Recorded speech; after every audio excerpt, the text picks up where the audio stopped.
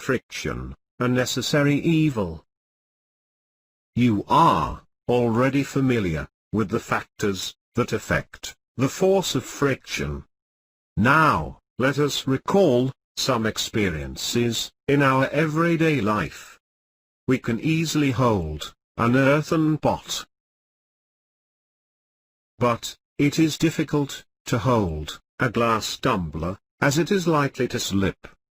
Further, it becomes more difficult to hold a greasy glass tumbler. Similarly, it is not at all easy to move on wet, muddy tracks, due to its smooth surface. You must have also experienced that you slip when you accidentally step on a banana peel. This happens because the friction is less when the surface is smooth. Thus, from these experiences, we understand that friction is necessary to hold an object, as well as to walk. Now let us recall some more situations where friction is useful. Your teacher is able to write with a chalk on the blackboard only due to friction between the chalk and the board.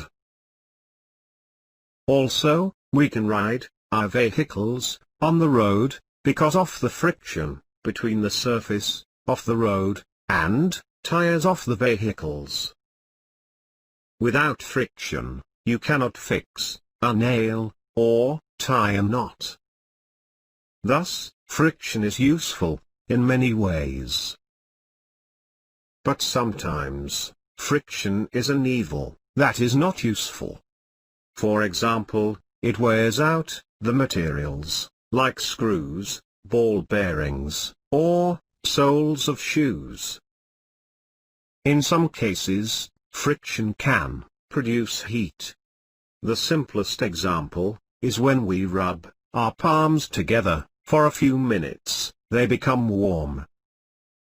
You must have also noticed that the jar of a mixer becomes warm when it is run for a few minutes.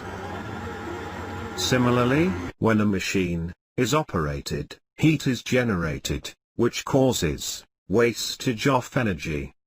In such cases, we need to minimize friction.